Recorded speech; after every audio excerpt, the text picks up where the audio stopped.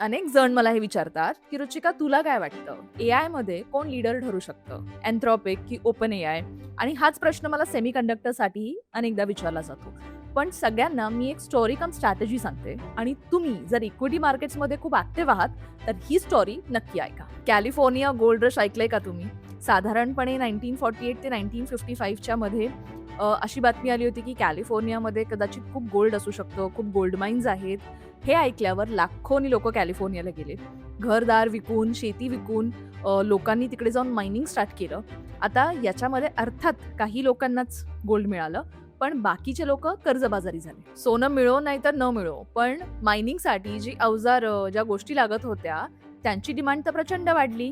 हीच स्ट्रॅटेजी आज एआय कॉम्पिटिशनमध्ये सुद्धा लागू होते. एआयमध्ये कुठली कंपनी नंबर 1 ठरेल हे आत्ता सांगणं कठीण आहे. ही एक मोठी प्रोसेस आहे आणि याच्यामध्ये अनेक कंपनीज येतील आणि जातील.